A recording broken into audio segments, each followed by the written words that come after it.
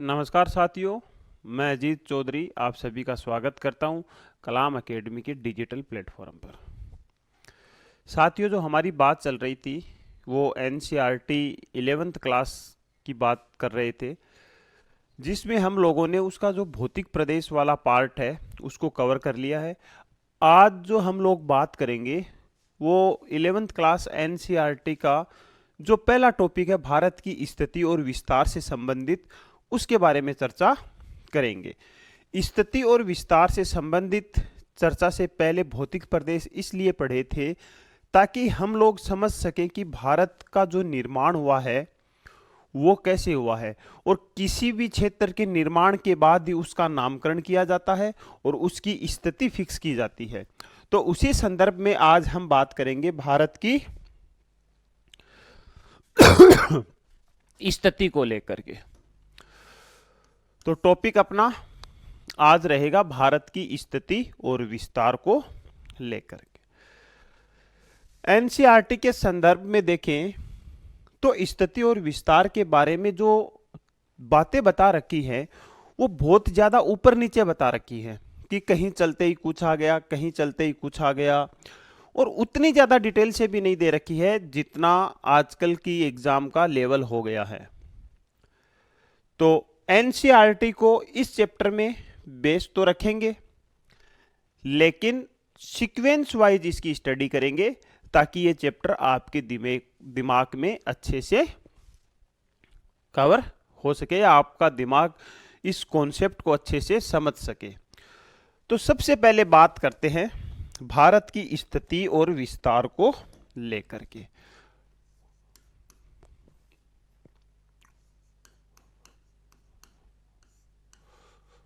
भारत की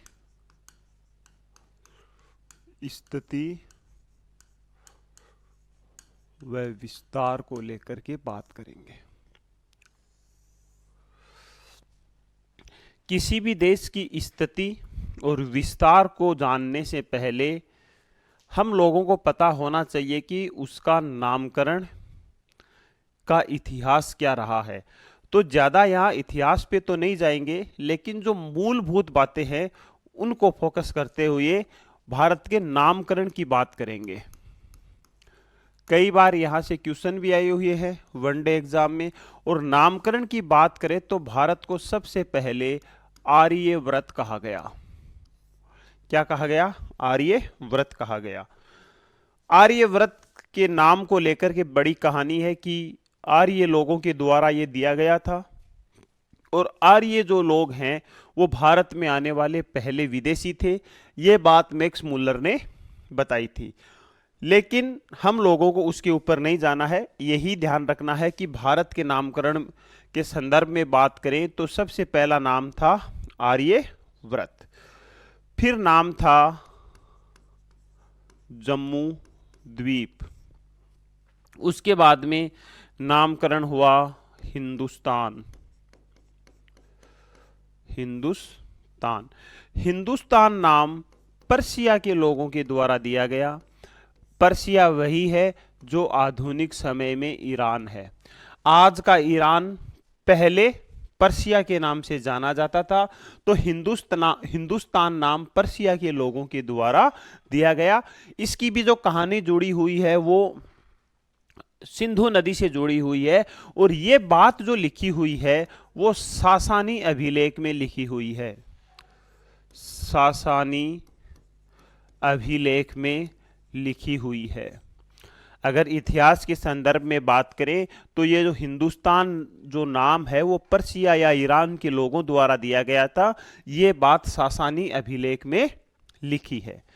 उसके बाद में भारत का नाम आया भारत, और भारत जो नाम है वो राजा भरत के नाम पर इसका नाम रखा गया। और ये बात भी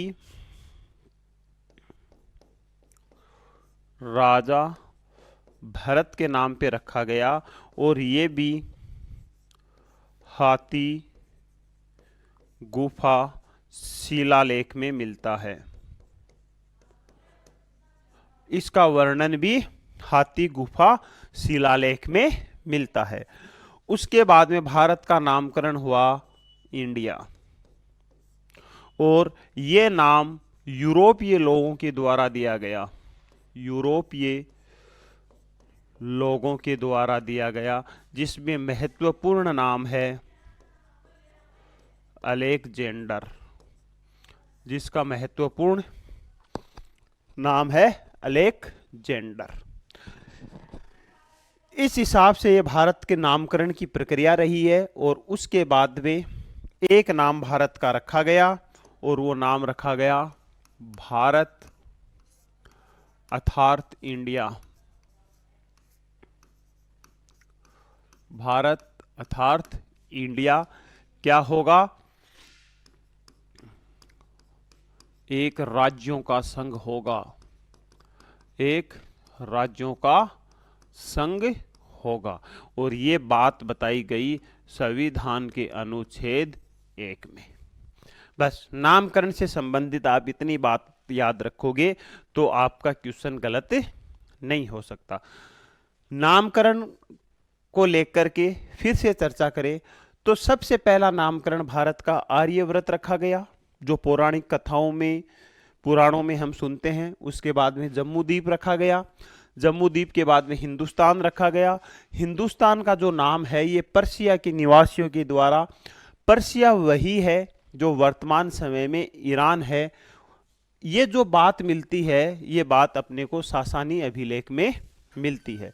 उसके बाद में राजा भरत के नाम पर भारत नाम रखा गया और ये बात भी हाथी गुफा शिलालेख में मिलती है। उसके बाद में इंडिया नाम दिया गया जो यूरोपीय लोगों के द्वारा दिया गया। और फिर भारत के संविधान में इसका नामकरण किया गया भारत अर्थात इंडिया, जो राज्यों का एक संघ होगा। और ये बात संविधान के आर्टिकल 1 में लिखी गई है।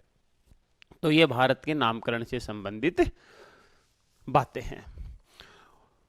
उसके बाद में भारत की कुछ बेसिक फैक्ट के बारे में बात करेंगे। भारत के संदर्भ में कुछ बेसिक जो तथ्य हैं उनकी बात करेंगे। तो सबसे पहले भारत के नामकरण के बाद में अब बात करते हैं भारत के क्षेत्रफल को लेकर के। और क्षेत्रफल भारत का 32,87,263 वर्ग किलोमीटर है। सीधा सीधा फैक्ट है, ये आपको रटना पड़ेगा, वर्ग किलोमीटर है। ये जो क्षेत्रफल है ये पूरे विश्व का जो केवल स्थलीय भाग है उसका कितना प्रतिशत भाग है? तो ये भाग है 2.43%। विश्व के स्थल भाग का, विश्व के कुल स्थल भाग का, कुल स्थल भाग का। और अगर संपूर्ण विश्व की बात करें तो ये है 0.77% कुल विश्व का प्रतिशत है, जिसमें महासागरों को भी शामिल कर लिया जाता है। जैसे कुल विश्व का क्षेत्रफल बात करें तो कितना है? 51 करोड़ वर्ग किलोमीटर। तो 51 करोड़ वर्ग किलोमीटर का जो प्रतिशत है वो कितना है? 0.77% है। जबकि स्थलीय भाग कितना प्रतिशत है? 29% है, या 14.9 करोड़ वर्ग किलोमीटर है। ये कुछ ऐसे फैक्ट हैं जो आपको सीधे सीधे रटने पड़ेंगे। इसके बाद में बात करें कि ये क्षेत्रफल एशिया के संदर्भ में कितना है, तो एशिया के संदर्भ में भारत का जो क्षेत्रफल है वो 12.5% है। एशिया के संदर्भ में भारत का जो क्षेत्रफल है वो 12.5% है। ये 2-3 फैक्ट हैं जो आप लोगों को याद रखने हैं। यहां से भी कई बार जो CUCT वगैरह की जो एग्जाम होती है उनमें ये क्वेश्चन पूछे गए हैं कि विश्व के कुल स्थल भाग का कितना प्रतिशत है, तो लगभग 2.5% के है। अगर पूरे ग्लोब की बात करें तो पूरे ग्लोब में भारत का प्रतिशत कितना है, तो 0.77%। और केवल एशिया कॉन्टिनेंट के संदर्भ में भारत के क्षेत्रफल की बात करें तो वो है 12.5%। यहां तक बात क्लियर हो गई। नामकरण आ गया, क्षेत्रफल आ गया। एक बात आप लोगों को यह भी ध्यान रखनी है कि क्षेत्रफल की दृष्टि से भारत का विश्व में कौन सा स्थान है। क्षेत्रफल की दृष्टि से भारत का विश्व में कौन सा स्थान है, तो स्थान है भारत का 7वां। क्षेत्रफल की दृष्टि से भारत का स्थान कौन सा है, तो वो है 7वां। और ये 7 देश जो भारत से बड़े हैं कौन कौन से हैं, तो सबसे बड़ा देश है रूस। सबसे बड़ा कौन सा है, रूस। उसके बाद में है कनाडा, उसके बाद में है चीन, उसके बाद में है यूएसए संयुक्त राज्य अमेरिका, उसके बाद में है ब्राजील, उसके बाद में है ऑस्ट्रेलिया, उसके बाद में है ऑस्ट्रेलिया, और उसके बाद में नंबर आ जाता है अपने भारत का। 8वें नंबर पे आ जाता है अर्जेंटीना। 8वें नंबर पे कौन आ जाता है, अर्जेंटीना। 9वें नंबर पर आ जाता है कजाकिस्तान। कजाकिस्तान। और 10वें नंबर पर आ जाता है अल्जीरिया। बाकी ज्यादा का ध्यान नहीं रखना है, कई बार भारत से अगला देश पूछ लिया जाएगा, और ये 7 तो आपको याद रखने ही रखने हैं। तो नामकरण को लेकर के बात करें तो भारत का नामकरण, उसके बाद में भारत का कुल क्षेत्रफल। कुल क्षेत्रफल को हम लोग 3 दृष्टिकोण से देखेंगे। एक तो विश्व के स्थल भाग के संदर्भ में, एक देखेंगे विश्व के कुल क्षेत्रफल के संदर्भ में, और एक देखेंगे एशिया के संदर्भ में। और फिर देखेंगे कि विश्व में जो भारत का स्थान है वो कौन सा है, वो 7वां स्थान है। यहां कई फैक्ट निकल करके आ जाते हैं कि विश्व का सबसे बड़ा देश रूस, उसके बाद में कनाडा, उसके बाद में चीन, USA, Brazil, Australia, Bharat, Argentina, Kazakhstan और अल्जीरिया। ये विश्व के 10 सबसे बड़े देशों की सूची है। अगर जनसंख्या के दृष्टिकोण से देखा जाए तो भारत का स्थान अभी विश्व में पहला है, और सेकंड स्थान किसका है, चीन का है। और दोनों ही देश एशिया महाद्वीप में स्थित हैं, चीन और भारत। यहां तक स्थिति क्लियर है। अब कुछ इसका विस्तार देखते हैं, उसके बाद में अक्षांशीय विस्तार के ऊपर बात करते हैं। अब भारत के विस्तार की बात करें, या उससे पहले बात करें कि संपूर्ण भारत में 28 तो राज्य हैं और 8 केंद्र शासित प्रदेश हैं। भारत में 28 तो राज्य हैं और 8 केंद्र शासित प्रदेश हैं। 8 केंद्र शासित प्रदेश हैं। केंद्र शासित प्रदेश क्या होते हैं? 8 केंद्र शासित प्रदेश हैं। केंद्र शासित वे क्षेत्र जहां डायरेक्ट केंद्र सरकार के द्वारा उनको संचालित किया जाता है, केंद्र शासित प्रदेश कहलाते हैं। ज्यादा पॉलिटी में नहीं घुसना है। 28 राज्य कौन कौन से हैं, आपका एक काम होना चाहिए। अगर आप इंडियन ज्योग्राफी पढ़ रहे हो तो मैप आपके सामने होना चाहिए, और जो 28 राज्य हैं उनको आप हमेशा देखते रहा करो कि कहां कौन सा राज्य है। इस वजह से लोकेशन से रिलेटेड जो भी आपका क्वेश्चन होगा वो कभी गलत नहीं होगा। 8 केंद्र शासित प्रदेश कौन कौन से हैं? ये कई बार आपको पूछ लिया जाता है। 8 केंद्र शासित प्रदेश है। पहला है लद्दाख, पहला है लद्दाख। उसके बाद में है जम्मू कश्मीर, और ये दोनों ही लेटेस्ट केंद्र शासित प्रदेश है जो 31 अक्टूबर 2019 को धारा 370 हटाने के बाद बनाए गए थे। ठीक है, उसके बाद में नीचे आते हैं तो एक केंद्र शासित प्रदेश मिल जाता है आपको दिल्ली। फिर उससे नीचे आते हैं, एक केंद्र शासित प्रदेश मिल जाता है चंडीगढ़। उसके बाद में नीचे आते हैं तो दादर नगर हवेली और दमन और दीव, इन तीनों को मिलाकर के एक केंद्र शासित प्रदेश बना दिया गया है। यही फैक्ट ऐसे हैं जो एग्जाम में आप लोगों को पूछे जाते हैं। जो पुराने हैं उनमें से उतनी ज़्यादा बातें नहीं पूछी जाती हैं, लेकिन जिनमें कुछ परिवर्तन हुआ है वो चीज़ें आपको सबसे ज़्यादा एग्जाम में पूछी जाती हैं। तो पहला ध्यान रखना है, लद्दाख और कश्मीर 31 अक्टूबर 2019 को केंद्र शासित प्रदेश बने थे। फिर ऊपर से अपन चल रहे हैं नीचे की ओर, फिर दिल्ली आ गया, चंडीगढ़ आ गया। ये दादर नगर हवेली और दमन दीव आपको कहाँ देखने को मिलेंगे? तो ये राजस्थान है और ये गुजरात वाला भाग है। तो यहां तो मिलेगा आपको क्या? दीव।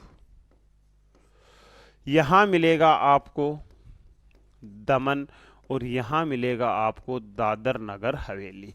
इस हिसाब से आपको ये तीनों क्षेत्र देखने को मिलेंगे और इन तीनों को मिला करके एक केंद्र शासित प्रदेश आपको याद रखना है। तो कितने हो गए अपने? 2, 4 और 5। एक है फिर पुडुचेरी। 6 हो गए, 6 हो गए। यहां तक किसी प्रकार का कोई कंफ्यूजन नहीं होना चाहिए। फिर 2 आपकी द्वीप समूह आ जाएंगे। एक तो लक्षद्वीप आ जाएगा, एक तो लक्षद्वीप आ जाएगा और एक आ जाएगा अंडमान निकोबार द्वीप समूह। एक आ जाएगा अंडमान निकोबार द्वीप समूह। तो ये 8 केंद्र शासित प्रदेश हो गए। 28 राज्य भी आपको याद होने चाहिए और केंद्र शासित प्रदेश भी आपको याद होने चाहिए। तो ये बात थी भारत के संदर्भ में कुछ बेसिक। अब इसकी स्थिति और विस्तार को लेकर बात करेंगे। अगर इसकी ये है उत्तर और ये है दक्षिण, ये है पूर्व और ये है पश्चिम। उत्तर से दक्षिण की लंबाई की बात करें तो 3214 किलोमीटर है, जबकि पूर्व से पश्चिम की लंबाई की बात करें तो 2399 किलोमीटर लंबाई है। बात क्लियर हुई? यहां तक सीधे सीधे फैक्ट है, आपको याद रखने होंगे। ये इनका कोई शॉर्टकट नहीं है। थ्योरी फिर भी आप तोड़ मरोड़ के ऊपर नीचे कर सकते हो, लेकिन ये तो सीधे सीधे फैक्ट हैं, आपको याद रखने पड़ेंगे। उसके बाद में हम लोग बात करेंगे भारत की स्थिति को लेकर के। भारत की स्थिति को लेकर के बात करेंगे। स्थिति का जो निर्धारण है वो किया जाता है मुख्य रूप से अक्षांश और देशांतर रेखाओं से। ये बात हम लोग कर चुके हैं जब 6th क्लास की एनसीईआरटी में अक्षांश और देशांतर को बहुत डिटेल से पढ़ा था। यहां आप लोगों को एक चीज समझ लेनी है कि ये ग्लोब है और ग्लोब को 2 भागों में विभाजित करने वाली एक भूमध्य रेखा है, एक अक्षांश रेखा है जिसको कहा जाता है भूमध्य रेखा। जैसे ही ग्लोब के ऊपर भूमध्य रेखा का निर्धारण किया गया या भूमध्य रेखा बनाई गई तो पूरा जो विश्व है वो दो भागों में विभाजित हो गया, और दो भागों में विभाजित होने के बाद में ऊपर वाला भाग कहलाया उत्तरी गोलार्ध। ऊपर वाला भाग कहलाया उत्तरी गोलार्ध और नीचे वाला भाग कहलाया दक्षिणी गोलार्ध। जो पृथ्वी एक गोले के रूप में थी, जो एक ग्लोब के रूप में थी, जैसे ही इक्वेटर लाइन फिक्स की गई तो पृथ्वी दो बराबर भागों में विभाजित कर दी गई, और ऊपर वाला भाग उत्तरी गोलार्ध कहलाया और नीचे वाला भाग दक्षिणी गोलार्ध कहलाया। अब यहां एक चीज का आप लोगों को ध्यान रखना है कि ऊपर स्थित जितने भी देश होंगे वो सारे के सारे उत्तरी गोलार्ध में आएंगे, और नीचे स्थित जितने भी देश होंगे वो सारे के सारे दक्षिणी गोलार्ध में आएंगे। लेकिन क्या ग्लोब को केवल हम लोगों ने दो ही गोलार्धों में विभाजित किया? तो आंसर होगा नहीं, क्योंकि यहां पर एक और रेखा का निर्धारण किया गया था, और वो थी 0 डिग्री देशांतर रेखा। 0 डिग्री देशांतर रेखा, ये वही रेखा है जिससे पूरे विश्व का समय निर्धारित किया जाता है। ये काम आएगी जब भारत का देशांतरीय विस्तार पढ़ेंगे तब। अब जैसे 0 डिग्री देशांतर रेखा का निर्धारण किया गया, तो फिर पृथ्वी या ग्लोब बोल सकते हैं, उसको 4 भागों में विभाजित कर दिया गया। अब जैसे ही 4 भागों में विभाजित किया गया तो ये भाग तो कहलाया पूर्वी गोलार्ध, ये भाग तो कहलाया पूर्वी गोलार्ध, और ये भाग कहलाया पश्चिमी गोलार्ध। क्यों कहलाया? अपने को डायरेक्शन का पता होना चाहिए। उत्तर हमेशा ऊपर की ओर होता है, दक्षिण हमेशा नीचे की ओर होता है, पूर्व हमेशा दाहिने हाथ की तरफ होता है, और पश्चिम हमेशा बाएं हाथ की तरफ होता है। सेम यही स्थिति आपको यहां देखनी है। तो अब जो संपूर्ण ग्लोब है उसको 4 गोलार्धों में विभाजित कर दिया गया है। अब भारत की स्थिति की संदर्भ में बात करें तो भारत की स्थिति को देखेंगे, एक तो विश्व के संदर्भ में, एक तो विश्व के संदर्भ में, और एक देखेंगे एशिया के संदर्भ में। अगर विश्व के संदर्भ में भारत की बात की जाए तो भारत की स्थिति कहां है? आप कमेंट करके बता सकते हो, आपके सामने सारी सिचुएशन है। तो सारे लोग कमेंट करके बताएंगे कि विश्व के संदर्भ में भारत की स्थिति कौन से गोलार्ध में है। ठीक है, कौन से गोलार्ध में है? 0 डिग्री के ऊपर है, मतलब ये उत्तरी गोलार्ध में है। 0 डिग्री देशांतर के पूर्व में है तो ये पूर्व में है। इसका मतलब ये है उत्तरी पूर्वी गोलार्ध में। कौन से में है? उत्तरी पूर्वी गोलार्ध में। बात क्लियर हुई? अगर कोण के संदर्भ में इसको बात की जाए तो ये कौन सा कोण होता है? ये होता है निशान कोण। ये होता है निशान कोण।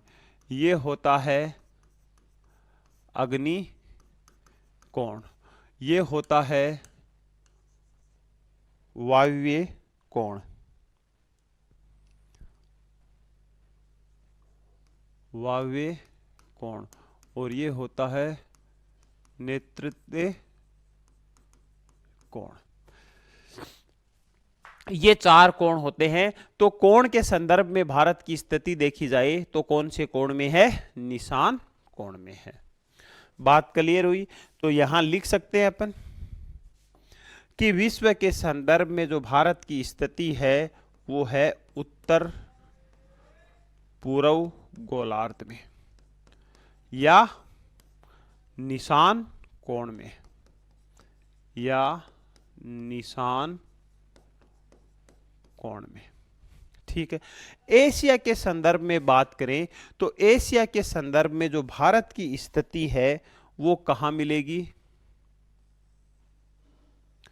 एशिया के संदर्भ में भारत की स्थिति मिलेगी यहां पर। तो एशिया के संदर्भ में जो भारत की स्थिति होगी वो होगी दक्षिण पश्चिम में। अब यहां गोलार्ध नहीं लिखेंगे क्योंकि पर्टिकुलर एक ही भाग की बात हो रही है। तो यहां एशिया महाद्वीप है और एशिया महाद्वीप के दक्षिण पश्चिम स्थित भाग में क्या है? भारत की स्थिति है। खैर ये कोई ज्यादा ऑथेंटिक आंसर यहां नहीं है। जो स्थिति देखी जाती है वो गोलार्धों के आधार पर ही सबसे महत्वपूर्ण तरीके से देखी जा सकती है। अब स्थिति के बाद में नेक्स्ट जिस बिंदु के ऊपर हम लोग बात करेंगे वो बात करेंगे भारत के अक्षांशीय विस्तार को लेकर के। और भारत के अक्षांशीय विस्तार की बात करें तो भारत का अक्षांशीय विस्तार कहां से कहां तक है इसके संदर्भ में बात करते हैं।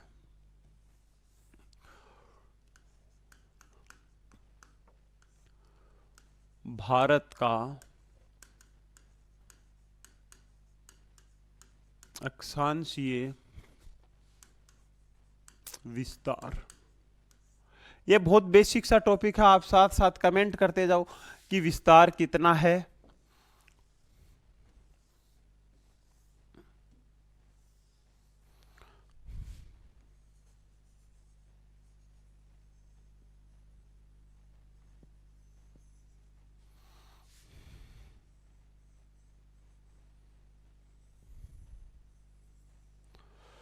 छोटा बनाते हैं डायग्राम।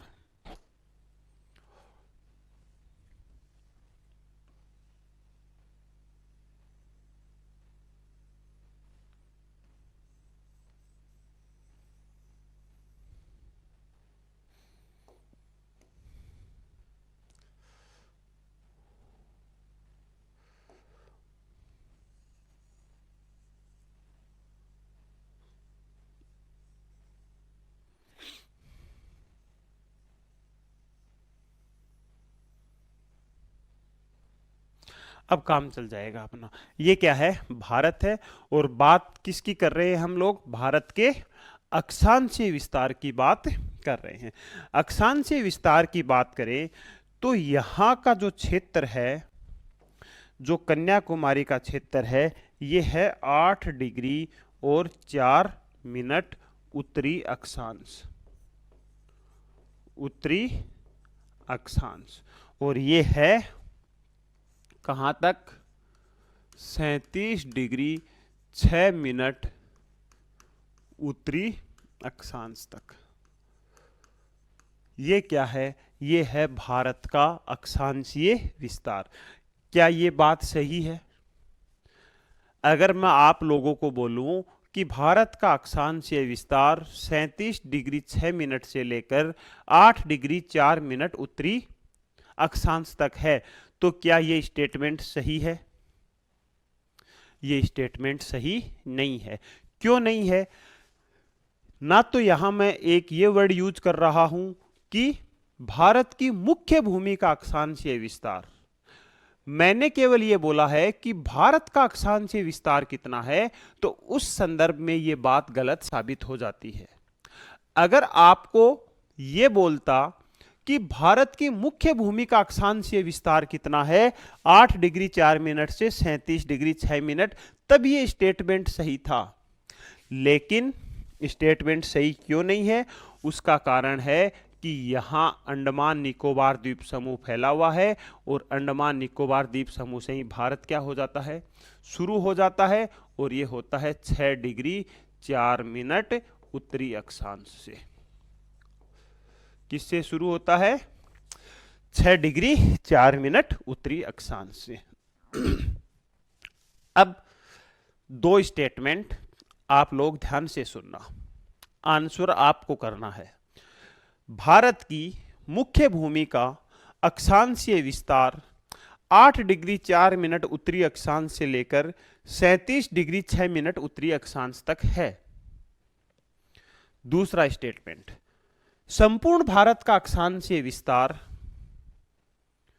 ग्रेट निकोबार से लेकर लद्दाख तक है। तीसरा स्टेटमेंट, संपूर्ण भारत का अक्षांशीय विस्तार 6 डिग्री 4 मिनट से लेकर 37 डिग्री 6 मिनट तक है। तीनों स्टेटमेंट है। बहुत सारे स्टेटमेंट बनाए जा सकते हैं, यहां से 10 या 15 स्टेटमेंट बनाए जा सकते हैं। सारे स्टेटमेंट क्लियर हो जाएंगे एक बार ये आपकी स्थिति जब क्लियर हो जाएगी। अब देखो, यहां से भारत शुरू हुआ है और ये भाग कौन सा है? ये भाग है साथियों ग्रेट निकोबार। ये जो आप देख रहे हो ये क्या है? ग्रेट निकोबार है, ग्रेट निकोबार। या इसको थोड़ा सा ऊपर किसका लेते हैं अपन,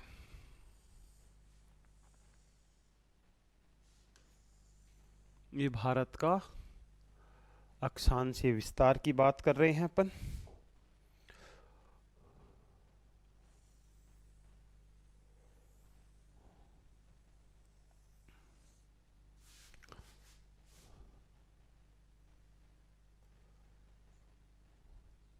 ये ठीक है। अब ये कौन सा है? ये क्षेत्र है ग्रेट निकोबार, और ग्रेट निकोबार से भारत की दक्षिणतम अक्षांश रेखा गुजरती है। कौन सी? 6 डिग्री 4 मिनट। फिर यहां पहुंच जाते हैं तो ये क्षेत्र है कन्याकुमारी, या यहां एक जगह और नाम लिखा होता है कुमारी अंतरीप, कुमारी अंतरीप। और ये दोनों ही क्षेत्र कहां है? तमिलनाडु में। अब ये ग्रेट निकोबार का जो दक्षिणतम बिंदु है, ग्रेट निकोबार का जो दक्षिणतम बिंदु है, इसको कहा जाता है इंदिरा पॉइंट, या इसी को ही कहा जाता है पिगमेलियन पॉइंट। इसको ही कहा जाता है पर्शियन पॉइंट, पर्शियन पॉइंट। और यहां कहा जाता है, इसको कहा जाता है इंदिरा कॉल। और कहां है ये? ये है लद्दाख में। कहां है? लद्दाख में। अब कुछ स्थिति आपकी क्लियर हो गई होगी। अब देखो बच्चों, क्या क्या आपने को बातें याद रखनी है। भारत की मुख्य भूमि का अक्षांशीय विस्तार 8 डिग्री 4 मिनट से लेकर के 37 डिग्री 6 मिनट तक है। भारत की मुख्य भूमि का दक्षिणतम बिंदु कन्याकुमारी तमिलनाडु में है, या कुमारी अंतरीप है। भारत की मुख्य भूमि का उत्तरी बिंदु इंदिराकोल है, जो लद्दाख क्षेत्र में है। भारत का दक्षिणी बिंदु कौन सा है? आंसर आएगा कन्याकुमारी। भारत का दक्षिणतम बिंदु कौन सा है? आंसर आएगा ग्रेट निकोबार में स्थित इंदिरा पॉइंट, या पिगमेलियन पॉइंट, या पर्शियन पॉइंट। दोनों वर्ड के ऊपर आपको जोर देना है। अगर केवल दक्षिणी पूछा जाए, भारत का दक्षिणी बिंदु पूछा जाए तो कन्याकुमारी, अगर दक्षिणतम पूछा जाए तो ग्रेट निकोबार या इंदिरा पॉइंट। बात समझ में आई ना? यह क्वेश्चन आपको कई बार पूछा गया है। भारत का दक्षिणी बिंदु और दक्षिणतम बिंदु में बहुत ज्यादा कंफ्यूजन क्रिएट होता है और चीजें आप ढंग से कई बार समझ नहीं पाते हो। तो यह भारत का दक्षिणी बिंदु है और यह भारत का दक्षिणतम बिंदु है। यह है भारत का अक्षांशीय विस्तार। अब एक क्वेश्चन आप लोगों के लिए और, कि सब में ही उत्तरी उत्तरी अक्षांश क्यों आ रहा है? क्योंकि भारत जो है वो है ही उत्तरी गोलार्ध में स्थित। जैसे अपन थोड़ा और नीचे चले, और नीचे चलेंगे तो यहां क्या आ जाएगी? 0 डिग्री भूमध्य रेखा। अब भूमध्य रेखा से ऊपर वाला जितना भी भाग होंगे, जितने भी अक्षांश होंगे, वो सारे कौन से अक्षांश होंगे? उत्तरी अक्षांश होंगे। और कहां तक होंगे? 90 डिग्री उत्तरी तक होंगे। तो ये 0 डिग्री से 90 के बीच में जितने भी क्षेत्र आएंगे, जितने भी अक्षांश आएंगे, उनमें सब में क्या लगेगा? उत्तरी अक्षांश लगेगा, क्योंकि ये सारे के सारे उत्तरी गोलार्ध में स्थित हैं। हुई बात क्लियर? अब जो एक मुख्य अक्षांश रेखा है उसकी बात करेंगे, और वो मुख्य अक्षांश रेखा कौन सी है? कर्क रेखा। कौन सी है? कर्क रेखा, या इसको बोल देंगे 23.5 डिग्री उत्तरी अक्षांश रेखा। अब कुछ बातें हम लोग करेंगे यहां कर्क रेखा से संबंधित। जैसे एक तो इसकी महत्वपूर्ण बात है कि कर्क रेखा है वो भारत के 8 राज्यों से गुजरती है। कितने राज्यों से गुजरती है? 8 राज्यों से गुजरती है। अब वो राज्य कौन कौन से हैं उनकी बात करें तो चलेंगे पश्चिम से पूर्व की ओर, और पश्चिम में चलेंगे। सबसे पहले जो राज्य आएगा वो आएगा गुजरात, राजस्थान नहीं, सॉरी, गुजरात। पहला कौन सा आएगा? गुजरात। उसके बाद में आएगा राजस्थान। राजस्थान के बाद में आएगा मध्य प्रदेश। मध्य प्रदेश। मध्य प्रदेश के बाद में आएगा छत्तीसगढ़। ठीक है, छत्तीसगढ़ के बाद में आगे अपन चलेंगे तो यहां आएगा झारखंड। झारखंड। फिर यहां आ जाएगा पश्चिम बंगाल। फिर आगे बढ़ेंगे तो यहां आ जाएगा त्रिपुरा और मिजोरम। त्रिपुरा और मिजोरम। हो गए 8 राज्य।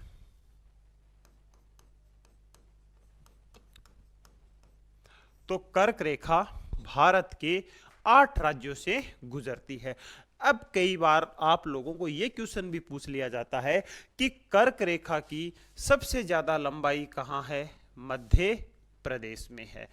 शायद 12 से 14 किलोमीटर है। 1214 किलोमीटर, कंफर्म नहीं है, एक बार आप देखना। और सबसे कम की बात करें तो वो राजस्थान में है, 26 किलोमीटर।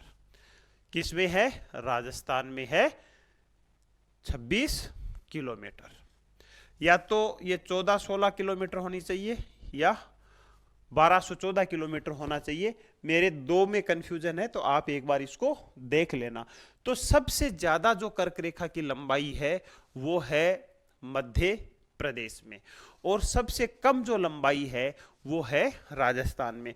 राजस्थान के संदर्भ में भी आपको एक बात और ध्यान रखनी है कि ये डूंगरपुर के टच होती हुई बांसवाड़ा के बीच में से निकलती है। खैर वो हम लोग चर्चा करेंगे राजस्थान ज्योग्राफी में। तो यहां तक बात क्लियर है कि कर्क रेखा भारत के 8 राज्यों से गुजरती है। पश्चिम से चलेंगे तो गुजरात, फिर राजस्थान का कुछ हिस्सा टच होता हुआ, फिर एमपी और फिर छत्तीसगढ़। छत्तीसगढ़ के बाद में यहां झारखंड आ जाएगा, फिर पश्चिमी बंगाल आ जाएगा, फिर त्रिपुरा आ जाएगा, फिर मिजोरम आ जाएगा। यह बात क्लियर हुई। अब बात करते हैं कि कर्क रेखा है, इसको माही नदी 2 बार काटती है। कर्क रेखा को माही नदी 2 बार काटती है। माही नदी।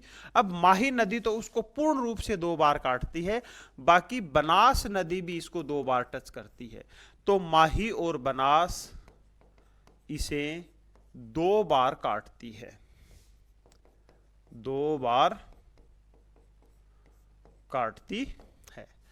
और क्या फैक्ट याद रख सकते हो? और ये रख सकते हो कि कर्क रेखा भारत को 2 बराबर भागों में विभाजित करती है। और क्या बात लिख सकते हैं? ये लिख सकते हैं कि कर्क रेखा भारत में अक्षांशीय जलवायु विभाजन का काम करती है। अक्षांशीय जलवायु विभाजन वर्ड के ऊपर गौर करना, मतलब अक्षांशों के दृष्टिकोण से जलवायु की बात करें तो इसके ऊपर वाला भाग तो आएगा किसमें? इसके ऊपर वाला भाग आएगा सारा का सारा शीतोष्ण कटिबंध में। किसमें आएगा? शीतोष्ण कटिबंध में। और नीचे वाला जो भाग आएगा सारा का सारा, इससे नीचे वाला जो भाग आएगा वो आएगा उष्ण कटिबंध में, उष्ण कटिबंध में। क्योंकि 0 डिग्री से लेकर के 23.5 डिग्री नॉर्थ और 0 डिग्री से लेकर के 23.5 डिग्री दक्षिणी, ये जो भाग होता है वो उष्ण कटिबंध में आता है। क्यों? क्योंकि यहां सूर्य की किरणें साल भर सीधी पड़ती है। जब हम लोग पृथ्वी की परिक्रमण गति, परिभ्रमण गति पढ़ रहे थे, घूर्णन और परिक्रमण गति पढ़ रहे थे, तब हम लोगों ने देखा था किसके बारे में? कटिबंधों के बारे में। अक्षांश देशांतर पढ़ रहे थे, उस समय भी देखा था कटिबंध के बारे में। तो आपको यह ध्यान रखनी है कि कर्क रेखा भारत में जलवायु विभाजन का काम करती है। इससे ऊपर वाला भाग शीतोष्ण कटिबंध में और नीचे वाला भाग उष्ण कटिबंध में। क्योंकि सूर्य की किरणें, घूर्णन और परिक्रमण वाले चैप्टर में पढ़ रहे थे कि सूर्य की किरणें 23.5 डिग्री नॉर्थ से लेकर के 23.5 डिग्री साउथ तक सीधी पड़ती है। क्यों?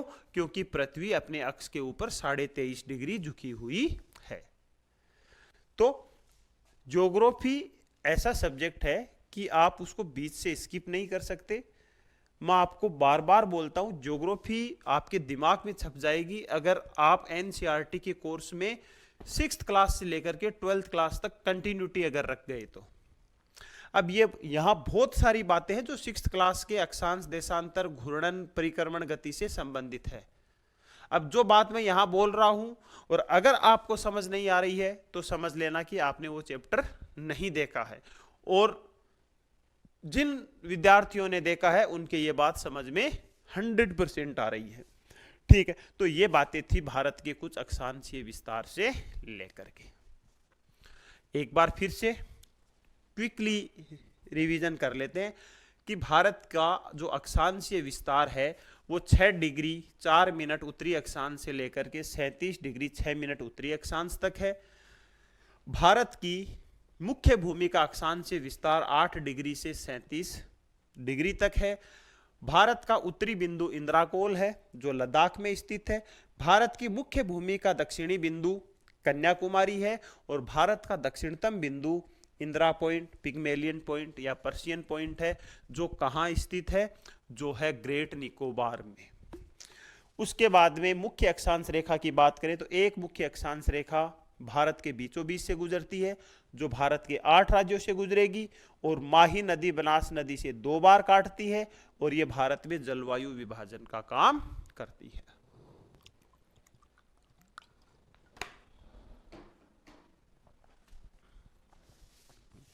बात क्लियर हो गई यहां तक? नेक्स्ट बात करते हैं भारत का देशांतरीय विस्तार। भारत का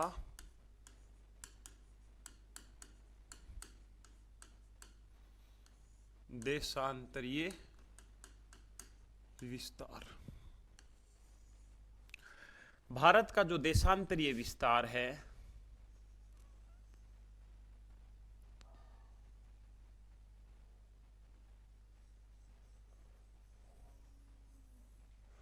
वो है 68 डिग्री 7 मिनट से 68 डिग्री 7 मिनट से 97 डिग्री 25 मिनट पूर्वी देशांतर तक,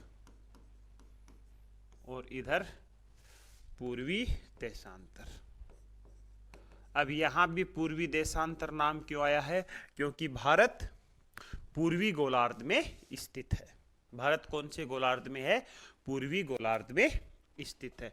तो भारत के देशांतरीय विस्तार की बात करें तो भारत का देशांतरीय विस्तार है 68 डिग्री 7 मिनट पूर्वी देशांतर से लेकर के 97 डिग्री 25 मिनट पूर्वी देशांतर तक। ठीक है, और कुछ बातें करें। भारत का पश्चिमतम बिंदु है गौर माता, या कुछ जगह गोहर माता भी लिखा हुआ आता है, और ये कहां पर है, ये है गुजरात में। ये कौन से राज्य में है, गुजरात में। जबकि भारत का पूर्वी जो बिंदु है वो है किबिथु, और ये कहाँ है, ये है अरुणाचल प्रदेश में। कहाँ स्थित है, अरुणाचल प्रदेश में।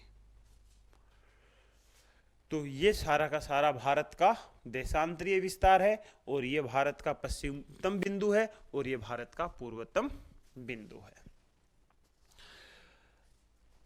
जो देशांतरीय विस्तार होता है उसके अनुसार किसी भी विश्व के समय का निर्धारण किया जाता है, और समय का निर्धारण किया जाता है वो किया जाता है भारत में 82.5 डिग्री पूर्वी देशांतर से। पूर्वी देशांतर से। अब ये सारा का सारा कॉन्सेप्ट भी देशांतर रेखाओं में टाइम का कैलकुलेशन करने का जो तरीका है वो वहां समझाया गया है। फिर भी मैं थोड़ा बहुत आपको बता देता हूं कि देशांतर रेखाओं से पूरे विश्व का समय निर्धारित किया जाता है, और एक मानक देशांतर मानी जाती है जिसको कहा जाता है 0 डिग्री देशांतर। अब 0 डिग्री देशांतर के इधर जो भी देश होंगे उनमें समय आगे रहेगा, और 0 डिग्री के उधर जो भी देश होंगे वहां समय पीछे रहेगा। तो ये तो तय है कि 0 डिग्री से भारत का समय कैसा होना है, आगे होना है, क्योंकि भारत कौन से गोलार्ध में है, पूर्वी गोलार्ध में है। अब पूर्वी गोलार्ध में होने के कारण प्रत्येक एक देशांतर को पार करने में 4 मिनट का समय लगता है। तो इसके आधार पर इस रेखा के ऊपर जो समय होगा और इस रेखा के ऊपर जो समय होगा उसमें 2 घंटे का फर्क आएगा। 2 घंटे का फर्क क्यों आएगा, क्योंकि भारत का जो देशांतरीय विस्तार है उसका अंतर है 30 डिग्री देशांतर। मतलब आप 97 से 68 घटाओगे तो 30 डिग्री का डिफरेंस आएगा लगभग, और 30 डिग्री का डिफरेंस आएगा तो एक देशांतर पार करने में 4 मिनट लगते हैं। तो 30 डिग्री देशांतर पार करने में कितना समय लगेगा, 4 से गुणा कर दो और 120, ये आ गए 120 मिनट। 120 मिनट को घंटे में कन्वर्ट करोगे, 60 का भाग दे दो और कितना आंसर आ जाएगा, 2 घंटे। तो यहां एक समस्या उत्पन्न हुई कि अरुणाचल प्रदेश और गुजरात के समय में लगभग 2 घंटे का समय डिफरेंस था। अरुणाचल प्रदेश का जो समय है वो गुजरात के समय से हमेशा 2 घंटे आगे रहता है। इसको कहा जाता है स्थानीय समय। मतलब 0 डिग्री के सापेक्ष इस देशांतर के ऊपर जो समय होगा, इस देशांतर के ऊपर जो समय होगा, उसको कहा जाएगा स्थानीय समय, लोकल टाइम। अब इस 2 घंटे के कंफ्यूजन को दूर करने के लिए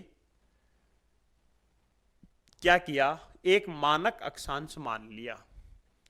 एक मानक अक्षांश मान लिया और उसको बोल दिया गया 82.5 डिग्री पूर्वी देशांतर। और यह कहा गया कि अब इस देशांतर रेखा के ऊपर जो समय होगा वही पूरे भारत का समय होगा। मान लिया गया है, इस वजह से इसको कहा जाता है भारत का मानक समय। क्या कहा जाता है, भारत का मानक समय कहा जाता है। और यह क्वेश्चन पूछा जाए भारत का मानक समय कौन सी देशांतर रेखा के द्वारा निर्धारित किया जाता है, तो 82.5 डिग्री पूर्वी देशांतर रेखा के सहारे फिक्स किया जाता है। ठीक है, यहां तक बात क्लियर हुई। अब ये 82.5 डिग्री पूर्वी देशांतर रेखा है, ये गुजरती कहां से है, तो ये गुजरती है उत्तर प्रदेश के इलाहाबाद या प्रयागराज के नैनी नामक स्थान से गुजरती है। नैनी नामक स्थान से गुजरती है। कई बार नैनी की जगह नाम मिर्जापुर भी आ जाता है, तो नैनी या मिर्जापुर नामक स्थान से गुजरती है। कौन सी, 82.5 पूर्वी देशांतर। इसको कहा जाता है IST, इंडियन स्टैंडर्ड टाइम, भारतीय मानक रेखा, भारतीय समय मानक रेखा, और इसको कहा जाता है 0 डिग्री को GMT, ग्रीन मेडिटेरियन टाइम, प्रधान मध्याह्न रेखा। यहां तक स्थिति क्लियर है क्या?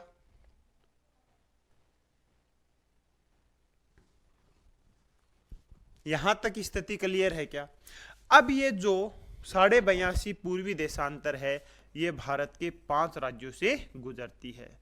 यूपी, MP, छत्तीसगढ़, उड़ीसा और आंध्र प्रदेश। तमिलनाडु फिर इधर साइड में रह जाएगा। तो कौन कौन से 5 राज्यों से गुजरती है?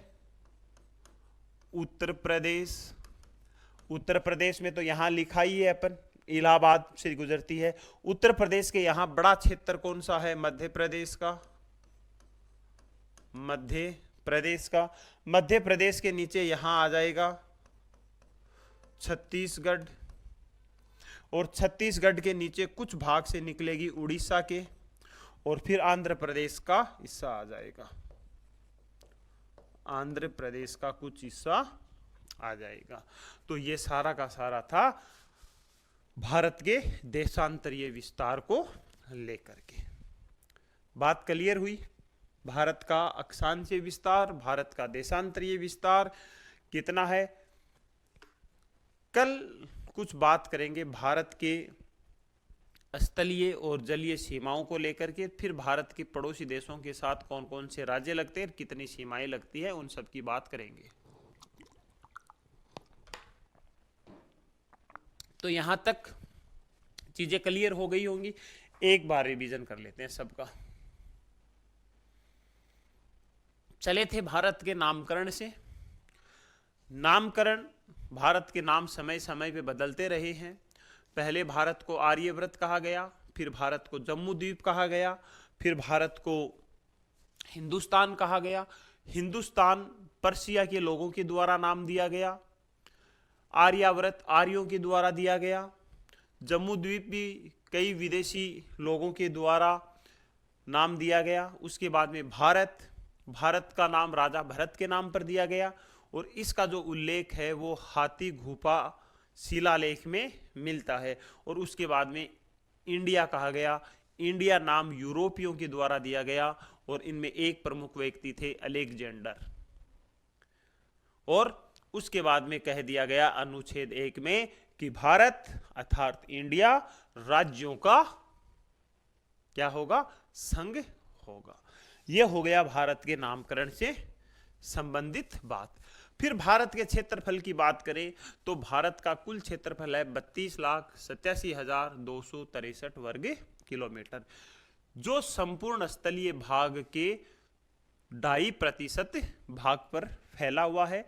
पूरे ग्लोब के संदर्भ में बात करें तो ये 0.77% भाग पर फैला हुआ है, और एशिया के संदर्भ में बात करें तो भारत का क्षेत्रफल 12.5% है।